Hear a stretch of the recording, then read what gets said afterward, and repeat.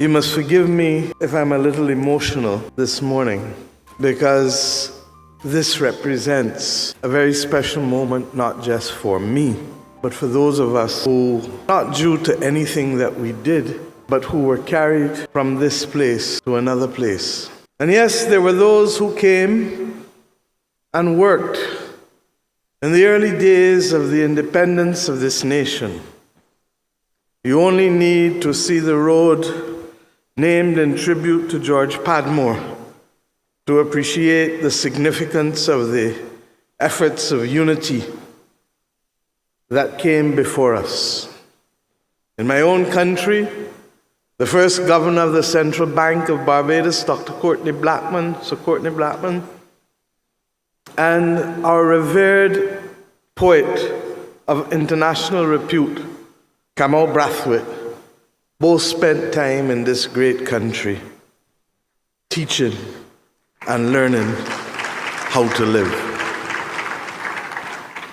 But today we come conscious, therefore, that we were not the first to make this journey of Pan-Africanism, and that there has been a century of effort. I start here because in a world that is so clued in on instantaneous gratification, that it is important to set context and to understand the mission ahead of us. And that is why this morning is special. The context, as so appropriately enunciated by the fathers of this institution, that without the ability to bring prosperity to our people, we will not succeed. And that prosperity comes through growth, and growth comes through enhanced trade and opportunities for ordinary people. Perspective, because we live in a world where the existential crises threaten our individual and collective demise, such that if we don't come together to stay together, we cannot survive the battles of this century. I want, at the outset, to salute and thank Professor Benedict Orama, who is an outstanding visionary and who appreciated that Africa's reach must not simply be that on the continent, but that the tangible expression of integrating the daughters and sons of Africa from the diaspora, and in this particular instance, the Caribbean, is a critical part of the journey of being able to forge a clear and definite future of prosperity for our people. And Professor, you have a talented and committed team. And ever since our encounter in 2021, we've seen the example of that commitment in the Caribbean in tangible ways by the urgency with which they and you have undertaken this mission. Perspective, because as chairman of CARICOM in 2020, when the COVID outbreak hit us, I received a call from Dr. Tedros, who said to me, "Speak to Strive Masiwa. The Caribbean must not flounder with its capacity to respond to this pandemic." And the people of Africa, the heads of government and heads of state of Africa have come together to establish the African Medical Supplies Platform. It will pool the procurement to guarantee access, because we were told that our orders were simply too small to make a difference. Too small to access, from equipment to therapeutics to vaccines. Too small to be seen, too small to be heard, too small to be felt. And that platform, for those who may have difficulties, the financing would be available from Afreximbank. That was the first encounter. You heard from President Akufo-Addo earlier the importance of friendship and the dire importance of friends in need. We, therefore, today are simply seeking to build upon that engagement which started in 2020 and which could so easily have been left as an isolated experience were it not for the vision and commitment of Professor Arama and the determination. His was a determination that if we are to truly realize our potential, then we must do as others have done. We must go afar. We may not colonize in the way that they have, but we will influence in the way that we must.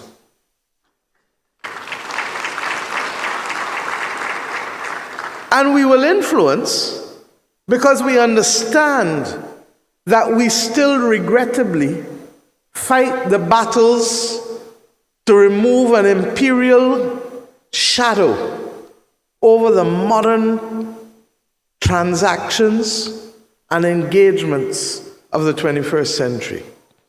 That imperial shadow has meant that the things that we were told could not be done have been done by others. That there should be no quantitative easing.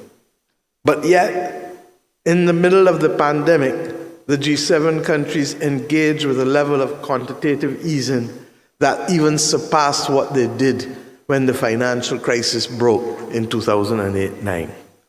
We were told that there should be no export restrictions, but we saw equipment held back and export restrictions applied when ventilators were in short supply, when it was the belief that ventilators were the savior for those who needed to survive the pandemic.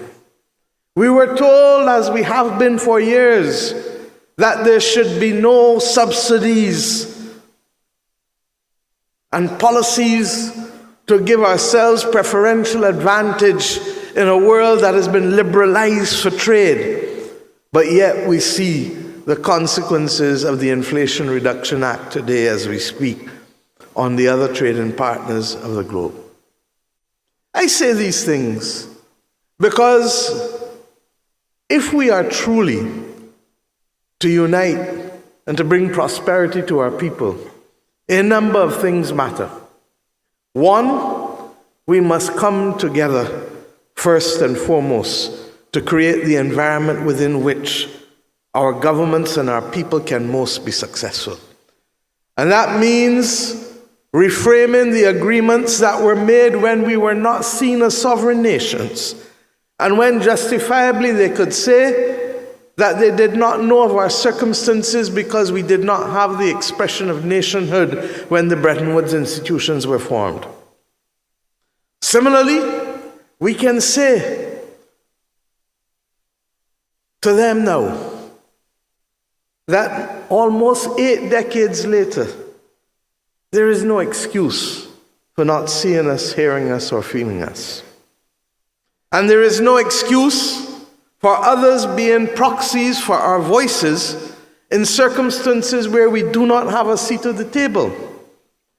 But I come from a small little nation who also produced a woman called Shirley Chisholm, who in her attempt to remain unbought and unbossed not only was the first African descendant to become a female member of the Congress of the United States of America in 1968, but she dared to also run for the presidency of that country and to articulate a vision that is as relevant today, 50 years later, as it was when she went on that occasion. And she told us that if there is no seat at the table, bring your own chair.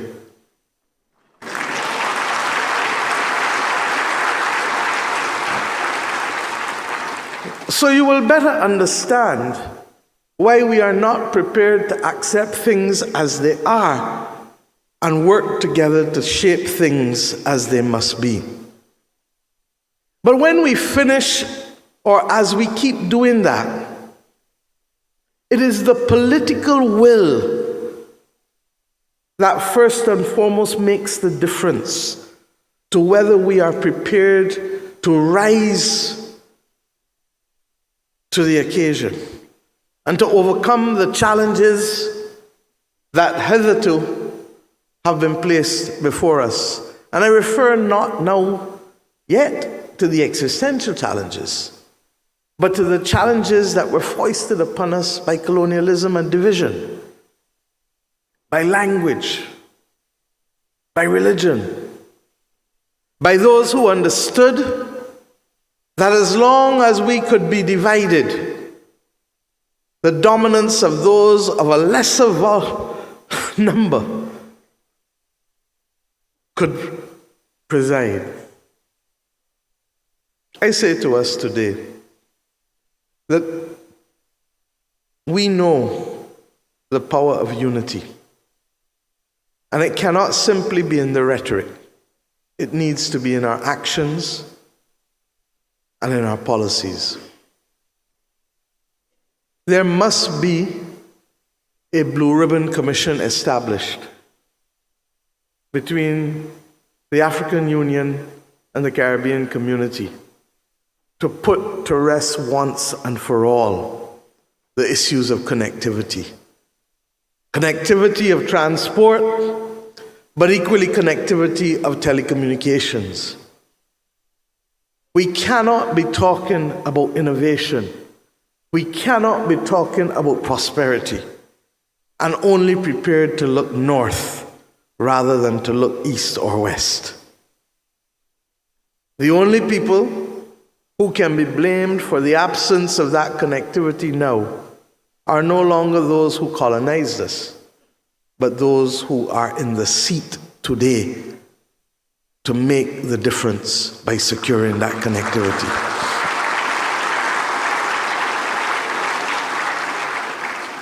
And I therefore look forward to my brothers and sisters coming together, recognizing that while each of us may not have the capacity to do all that we would like to do, we have the ability to pool together to secure that advantage. The Africa Exim Bank, the Africa Development Bank, the Caribbean Development Bank, the CARICOM Development Fund have a duty to work with us all to ensure that whatever is necessary to make both the financial and economic case of connectivity is put in place, because the next major step of cementing this relationship is not about leaders coming and mixing with other leaders, but it is about ordinary people moving in their own time and space to be able to make those friends, to make new family, and to make new business.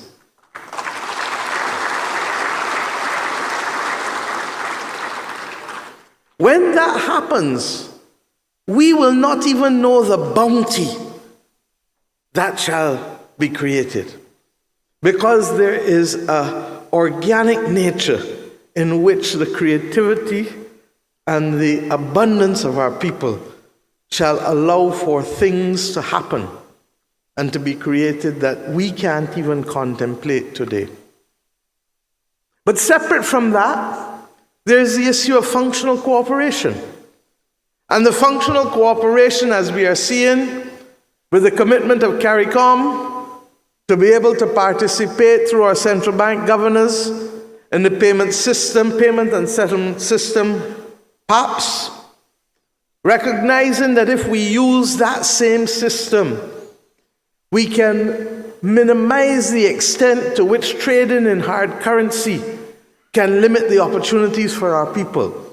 even within the Caribbean region, even within the African Union, but more importantly, across the Atlantic Ocean with each other.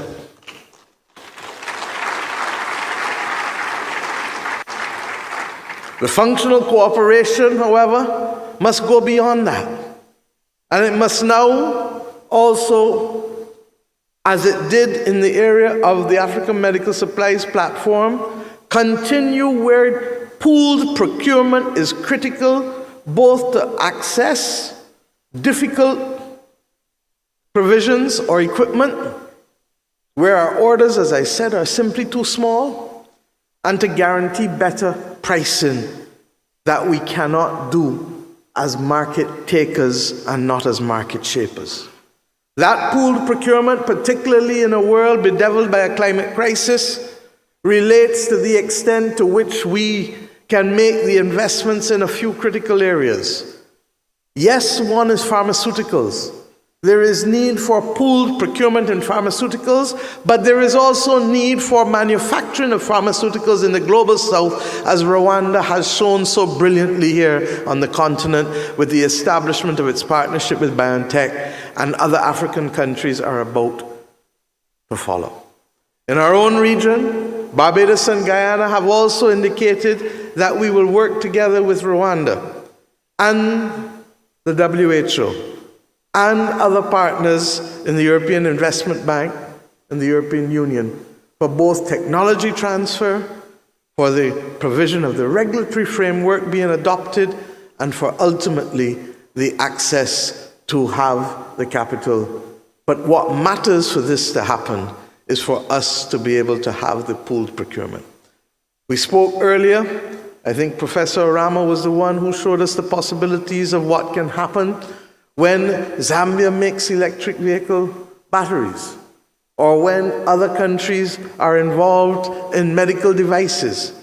We have, through functional cooperation, to determine what are the centers of excellence in terms of industrial production that can bind us together as a Caribbean and African people. Similarly,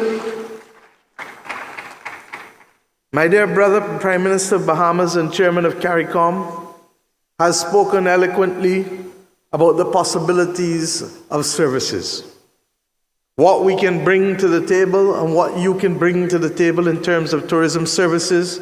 Like Bahamas, Barbados has in excess of a century's experience in the business of tourism. By the same token, in the area of educational and medical services, we have been able to excel such that we have been able to provide for our people a quality of life for the most part that is among the envy of the world as a developing nation. It is not rocket science. It is not impossible. And in the same way we had citizens come here 70 years ago to teach, there must be ways in which there can be greater collaboration with respect to education and with respect to medical services, as we are seeking to do with the Afrexim Bank with financial services.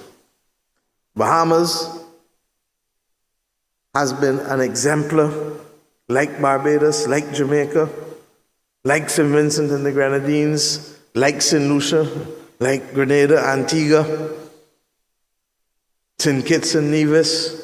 All of us know what it is to earn our living through being hospitable and providing opportunities for others to visit. We have among global tourism the highest repeat visitor rate.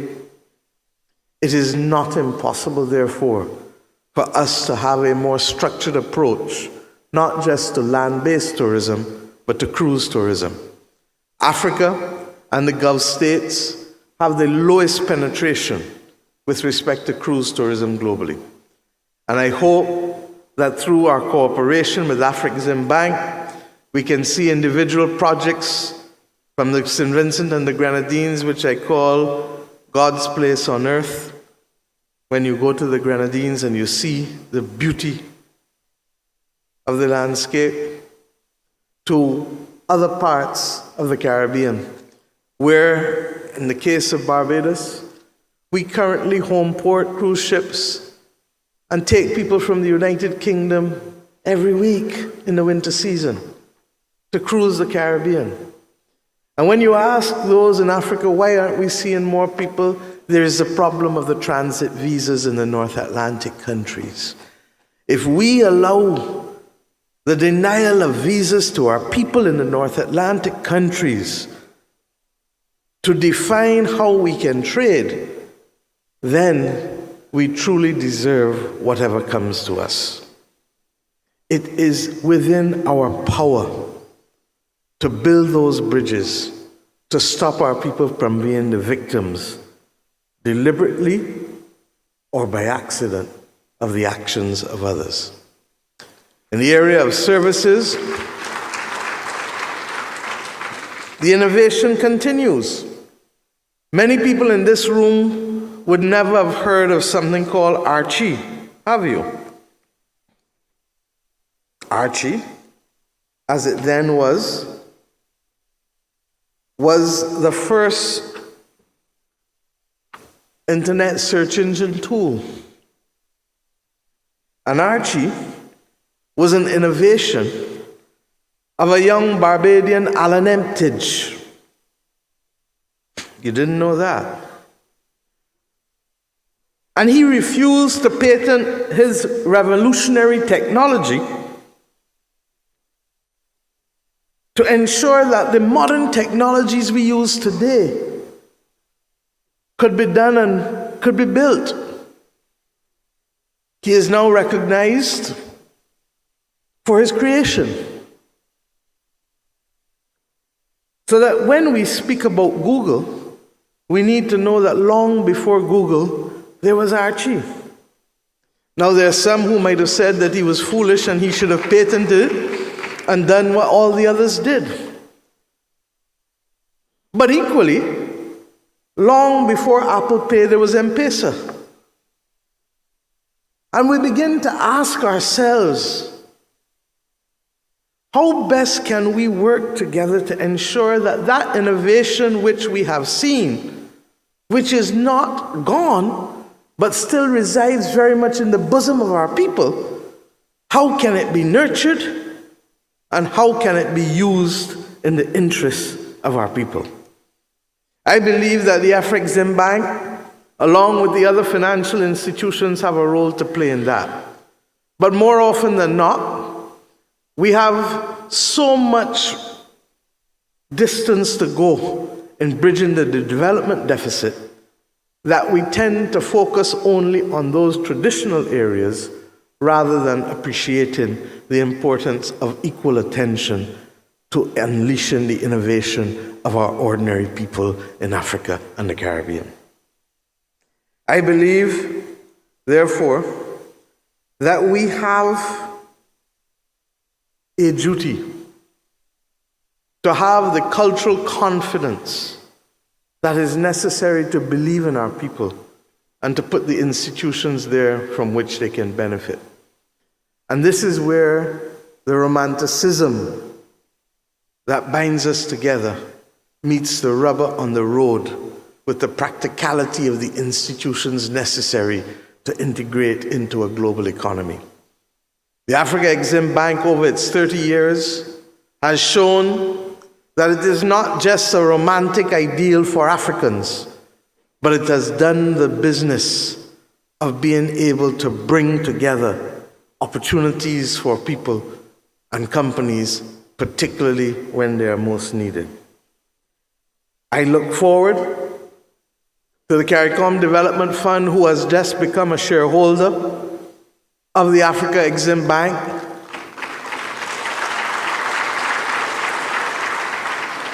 being able to meet the true needs of the revised Treaty of Chaguaramas, which established the Caribbean community.